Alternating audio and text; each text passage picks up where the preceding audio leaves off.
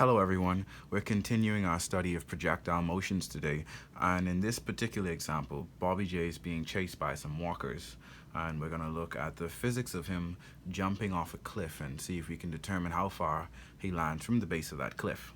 So let's begin, and actually before we begin, if you notice inside the corner, you'll see that my kinematics equations are very different. I wrote them very generally because in projectile motions, we have two dimensions that we're working with. At least in this case, we have the vertical axis or the x-axis, or the y-axis, or we have the horizontal axis, which is the x-axis. Okay, so I didn't put velocity in the x, or I didn't put g. I just put everything very generally. So for each situation, I'm going to write this and I'm going to show you the adjustments I make real time. Okay, so now let's begin. Bobby J is being chased by a herd of walkers.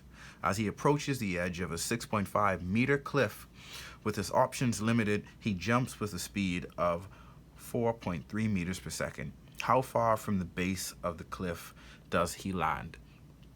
Well, we're going to make some assumptions inside this question.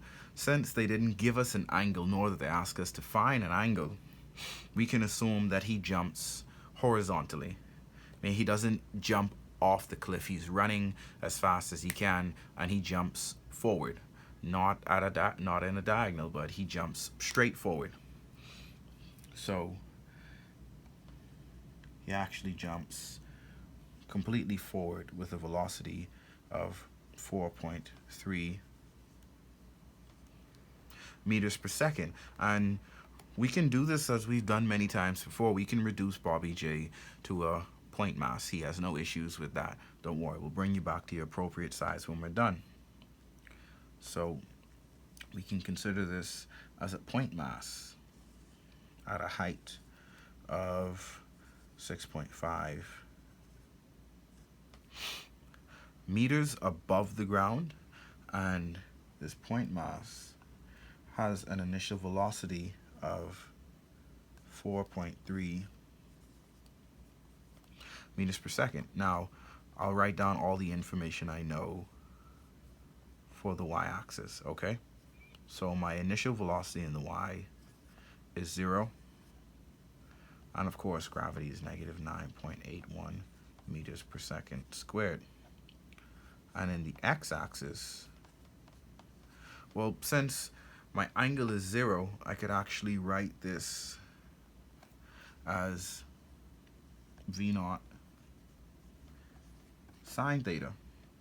I could actually write this as v0 cosine of theta. But what is theta in this case? If he jumps horizontally, if he jumps straight forward, that means that there is no angle that he makes with the ground, ideally. So it doesn't matter what v0 is, because sine of 0 is 0, and v0 times 0 is 0. So his initial velocity in the y is 0. It must be 0 because he jumped straight forward. And his initial velocity in the x, cosine of 0, is 1. So his initial velocity in the x is just v0. And what is v0? v0 is 4.3 meters per second. Okay. And I want to find the distance. Okay. And I'm wondering, what do I do? How can I go about finding this distance? Well, I know that a change in distance is equal to initial velocity plus t plus 1/2 t squared.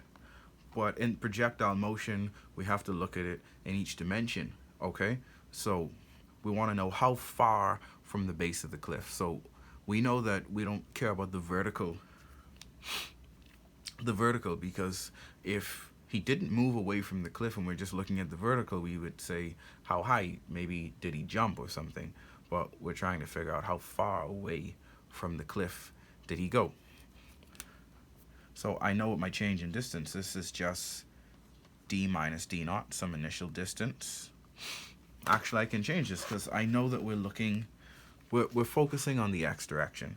So this actually becomes delta x is equal to v naught x t. And Bobby J, the instant, we're looking at the instant that his foot leaves the ground. So he is under the influence of gravity in this case. However, gravity is a force acting down. There is no force acting in the x direction, so his velocity in the x direction is constant. In most projectile motion problems, actually in every projectile motion problem that you will do at this level, motion inside the x direction for a projectile will almost always be constant unless they tell you otherwise, and those would probably be more advanced problems. But in this case, most of the time the velocity is going to be constant. So if the velocity is constant in the x direction, what does that mean? If the velocity is constant in the x direction, that means the acceleration must be zero, because acceleration is the rate at which velocity changes. But if the velocity is constant, there is no change in velocity. So acceleration, and I'll just write this out, acceleration in the x is zero. So we're actually going to see something pretty familiar, something that you would have seen a lot in high school. So distance is equal to the initial velocity in the x times time. However, the initial velocity in the x will be the same at any point in time because it is constant. And this really helps us out because we want to know how far did he go. Okay? So we know that this is 4.3 times t. Okay? But we're missing something. We don't know the time. And the time of what? How long was he in the air? Because if he's still in the air, then he still has some horizontal distance to cover. So we're looking at the instant just before he hits the ground. And we know that the time of flight is the same for the horizontal and the vertical motion. So this is where our y-axis comes in now, because now we need to figure out how long this object was in the air. So if we use the same equation and we make the adjustments, we use delta y is equal to v naught y t minus 1/2 g t squared. We know that the velocity in the y is 0. And we know delta y is equal to negative 1/2 gt squared. Okay? And my displacement vector is negative because I'm going down. So I'm going to have a negative displacement vector minus 1/2 g t squared. And I can find the total time of flight because the object travels 6.5 meters, so I know after 6.5 meters, this thing hits the ground. So this is going to tell me the time that this object was in the air, because this time would be the same for both the y-axis and the x-axis. So solving for t, I get t is equal to 2 delta y divided by g, and it's all the square root. And I can actually start calculating this now. So 2 times 6.5 divided by 9.81. And we're going to take the square root of that entire thing. 2 times 6.5 is 13 divided by 9.81. And if I take the square root of that answer,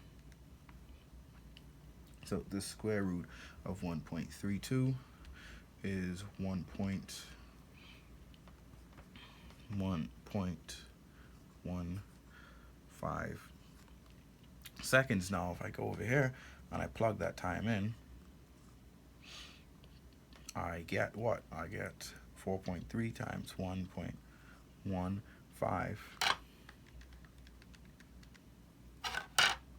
5.698. And I can actually just round this off to a solid 5.7. 5.7 meters. Now, I had to use information both from the x-axis and the y-axis.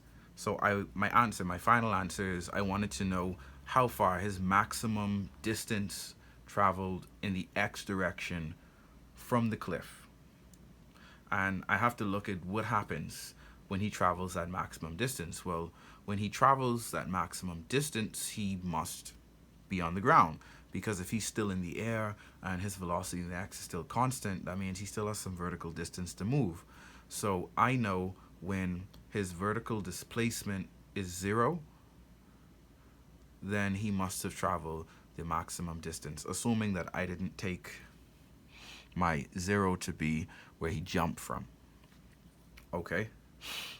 And once I know that information, I can figure out how long he was in the air using the fact that the cliff is 6.5 meters high, and using this aspect over here, because it only makes sense.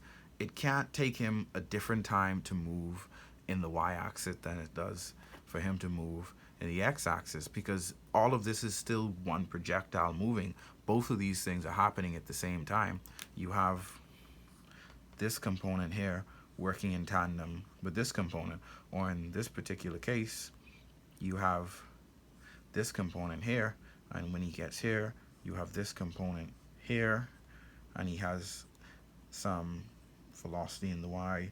And notice I'm trying to keep the arrows relatively the same for the x direction, because the x vector for projectiles does remain constant because there's no force acting on the projectile in the x direction unless they specify something. So I'm going to do a lot of examples with projectile motion because it's something that you have to practice, and there's a lot of times where you have to ask yourself the really big questions. How can I get from one point to the next?